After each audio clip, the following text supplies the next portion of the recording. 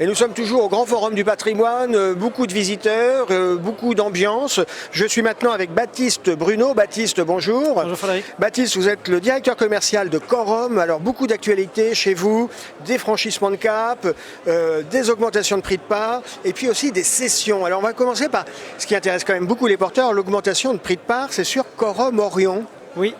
Vous augmentez de combien? On a augmenté de 2% le 1er juillet. Ah, c'est bien. Après seulement 1 an et demi de création, Ouais. le patrimoine s'est valorisé et donc par équité pour tous les porteurs, nous avons augmenté le prix de part. Ça veut dire que de vous Corum avez eu Orion. la main verte, vous avez fait des achats qui se sont révélés gagnants? Effectivement, ce qui pouvait paraître comme un contexte exemple, compliqué. alors, si vous avez en tête un exemple d'un actif que vous avez dans ce fonds Oui, bien sûr. qui s'est bien valorisé, pour qu'on comprenne bien. Un actif loué par Google à Dublin en Irlande, donc Ouais. avec Google comme locataire, un rendement de plus de 6% sur cet immeuble. D'accord. Quelque chose qu'on ne pouvait pas espérer avant le Covid.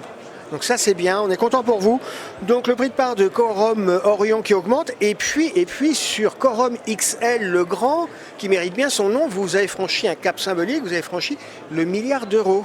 Effectivement. On est content pour vous parce que c'est un symbole quand même. Alors on est effectivement très content. Corum XL a dépassé le milliard d'euros lors du premier trimestre 2021, après 4 années de création. On a toujours dit chez Corum que ce n'était pas la collecte qui faisait la qualité de la SCPI. Non, c'est pas parce que ça collecte que ça rend, mais Effectivement.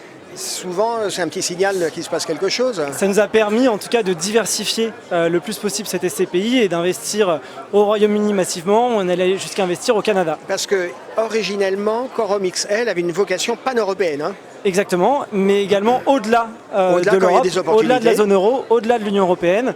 Et elle est allée en saisir jusqu'en Pologne, en Norvège et au Canada, comme je Au le disais. Canada. Bon, vous allez grossir combien de temps comme ça sur Corum XL? Parce Alors- qu'il y a un moment, c'est bien de collecter, hein, vous disiez, c'est pas nécessairement un gage de performance, mais quand on collecte, à un moment, faut employer les sommes et ça peut être il peut y avoir un peu de flottement, non? Effectivement, et c'est pour ça que Corum XL a assez peu de limites compte tenu de son horizon d'investissement, où elle peut D'accord. investir un petit peu partout en fonction des analyses qui sont les nôtres. Mais on s'était dit début 2020 par exemple qu'on allait limiter la collecte, à 500 millions d'euros. On peut parler performance un peu, Corum Bien sûr. XL, ça a donné quoi en 2020? Corum XL en 2020, ça donne une performance de 5,66 Ah, c'est bien. pour un objectif de 5. Ah, c'est bien. Oui, Ouais. c'est très bien. Et ça explique ceci, explique peut-être cela. Exactement, Hein, cette il y a un capacité moment, à chercher de la diversification a également provoqué de la résilience. D'accord.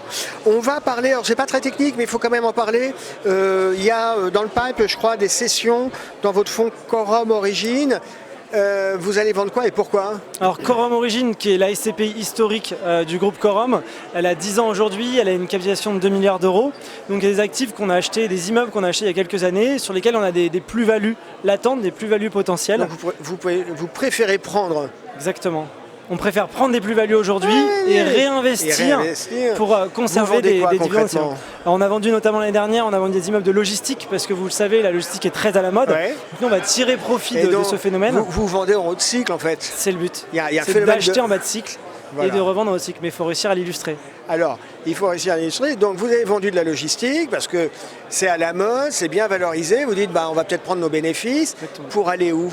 Pour aller potentiellement sur les bureaux, potentiellement sur le commerce. Parce que les bureaux, du coup, en ce moment, c'est va des rétro-satanas. Ouais, avec le télétravail, c'est plié.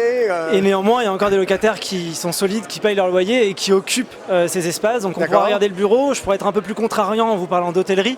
L'hôtellerie, Ouais, c'est peut-être encore un peu ouais. tôt, mais on est certain qu'il y aura de très belles opportunités à saisir sur l'hôtellerie dans les prochains mois. Et donc, ce que vous dites un peu à vos investisseurs, c'est qu'il faut essayer d'être contracyclique. Exactement. Hein. Il faut savoir sortir, il faut savoir prendre des risques et acheter quand personne n'en veut, et puis sortir quand tout le monde en voulait. En Quoi. fonction de l'analyse qu'on fait du locataire. Ouais, très bien. Baptiste Bruno, merci d'avoir été avec nous. Merci beaucoup. À très bientôt. Merci, au revoir.